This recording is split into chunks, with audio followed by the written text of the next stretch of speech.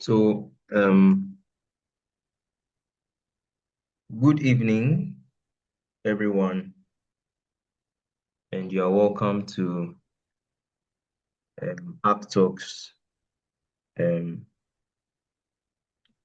we are um, having very important discussions concerning design process strategies for studio, which eventually will end up being of great use and benefit to you. Yeah, so I and the Akilab team came together to create this initiative and awareness for students so that they can approach their studio work with a lot more precision and prudence. So from time to time, we'll be having guests who come to share with us some of the things that they've learned along their journey in architecture school, most of which have completed and are making progress in the market space, the architectural market space. Yes, and so today we have a very special guest, uh, a very uh, um, a very astute student of architecture. Okay, he is interested in sustainable architecture, resilient development, and urban planning strategies that respond to environmental and social needs. He has a published paper which focuses on curbing urban sprawl through resilient waterfront architecture around Ghana's Weja Reservoir, published in the Malaysian Architectural Journal, which affirms its commitment to research-driven, context-sensitive design. And along the way, he has developed practical skills using tools such as Revit, ArchiCAD, AutoCAD, SketchUp, and Adobe Creative Suite. And he continues to explore BIM and emerging design technologies. So whether collaborating with students or engaging with professionals, he remains committed to continuous learning, innovation, and using architecture as a force for lasting impact. So without much ado, I'd like us to welcome Mr. Cornelius Boateng as he takes us through today's session on design process strategies for architecture students. Yes. All right, thank you, Limo. I hope I'm very audible and everyone can hear. Yes, we can hear you. Wonderful, I- wonderful. So I won't waste much time. I'm hoping I will finish before 30 minutes mark. Yeah. So design process strategies for architecture students. This topic, it had me thinking for a while. Yeah, but I consulted my all-time friend, ChatGPT. And I got some ways to put about this presentation to make it more understandable and relatable.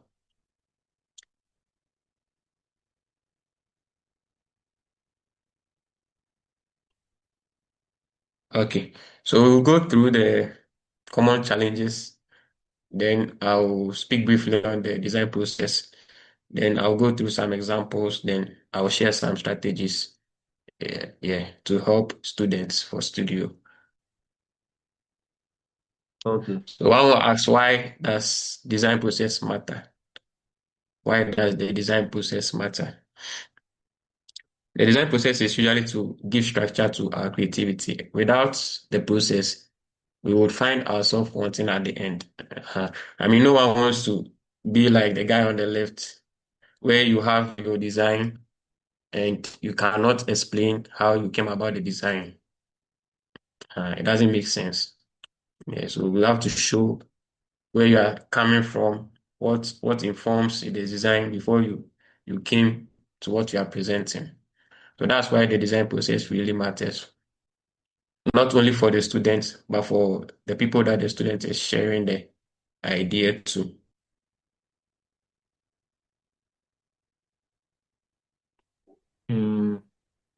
So usually the common challenges I think students face is uh, centering on time. Because if we are planning, why are we planning? In order to make up time. Why do we have to finalize our design just to make up time? It's usually on our part to avoid last minute work because it causes panic. And what creative blocks mean is, let's say sometimes you have a lot of ideas in your mind. You cannot really pinpoint what you want to do. You are full of ideas. It makes you think a lot. And in doing so, you are wasting your time because at the end, you don't have all the semester to do one project. You have multiple projects per semester. You have to really make good use of your time. Yeah. So all the things or all the challenges students face has to do with time. And I know as students, even as professionals, we always want to do things at the latter time. We always like last minute pressure. I don't know. It gives us some form of motivation to work. Uh-huh. So that's it. So everything that has to do with the challenges of studio, we can center it on time. I believe so. So the design process is to balance creativity with logic so that you don't find yourself in the skies. You can stand your foot on ground based on logic. So just to go through the design process, we can group it into three. The first part being background, the second ideation, and the third communication. The background, you have to understand the problem that you are tackling. And this is where you have to do a lot of research so that you can put yourself in the situation in order for you to understand it. Ideation, concept, schematic design. I know most of us are used to this. Yeah, I wouldn't waste much time on this. But I believe personally that communication is the most important of all these steps because it shows the people we are presenting to that we've really thought through the project. And we are not just making decisions, but our decisions are very well informed. And that's what the communication does. So if you are not able to present the design well, no one will know that maybe you've done this research, you've done this, you've done that.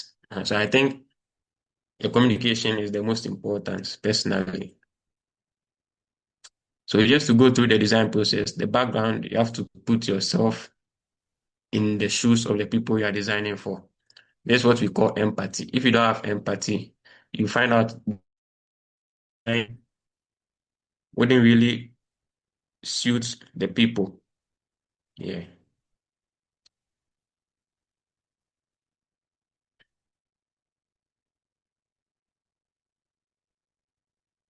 Ideas could come from so many places. Yeah. When we are trying to get an idea to back what we are designing. And this is one of the things I've learned about conceptuals. It doesn't have a specific beginning time. Once the project is introduced, you can start thinking about the project. And any idea that you get, you can just jot it somewhere.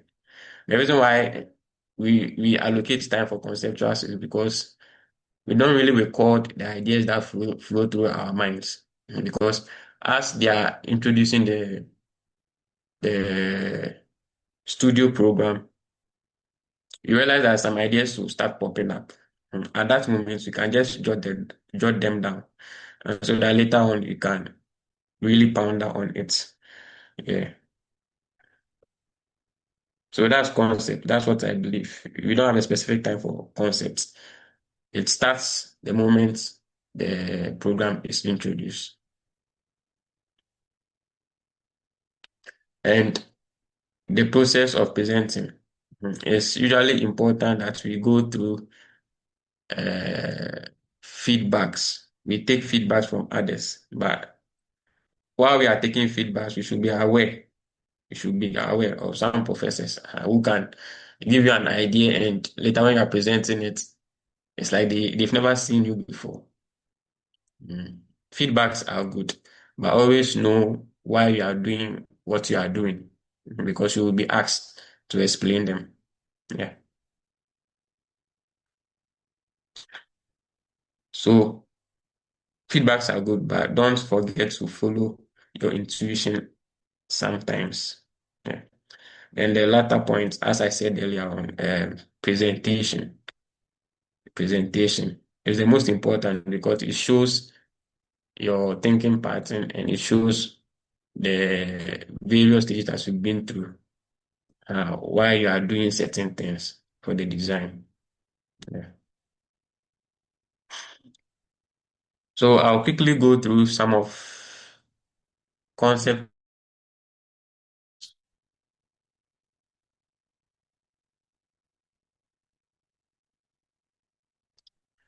I hope I'm still audible.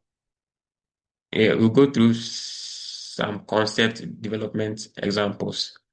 I've chosen three so that we can go through the background, the concepts, and how these ideas were presented.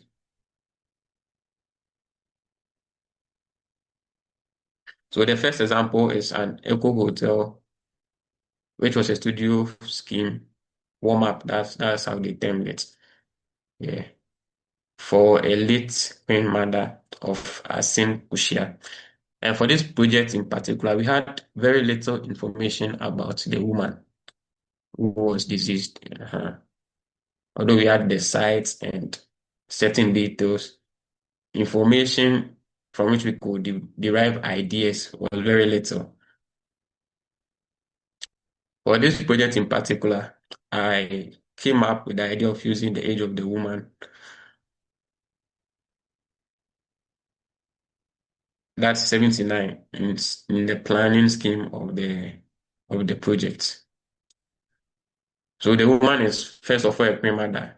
Just by that phrase, a queen mother, it gives you certain functionalities of that personality. What does the queen mother do? In a way, she shields, protects, like covers the community. Let me put it that way. So what characterizes a queen mother? So some of the keywords that I was getting from the brief was covering, protection, preservation. Were some of the keywords which informed the design. And because the queen mother is late, in a way, I wanted to show silence because when you die, there's nothing exciting about death. It's just blank silence. So the entry to the project or the entry to the site, I wanted it to have something to show silence. So it could be a rectangular form, a straight line. And from the image on the right, you could see I was trying to use the window to show that straight line. So as I mentioned earlier, the Queen Mother was 79 before she passed that week. And this age was the minimum information I had, or we had, or we were given. So I'll use the age to demarcate the blocks that I placed on the site. So this shows where ideas could come from. Mm, In this instance, is the age of the woman that was used. You can maybe use a crown, you can maybe use a cloth, a slippers, anything can be used. And it all boils down on how well you inform yourself or you think about the information you have. You may have very little information, but you can do a lot with that little information. So that's the entrance. The block at the entrance is the one with the green grass, just to show silence. So the second project I would like to talk about is also a studio scheme, compound housing for Abenase community. After our peri-urban survey, I think Emma Cohen, yeah, we were supposed to make proposals, forecasting the community to a 50-year era.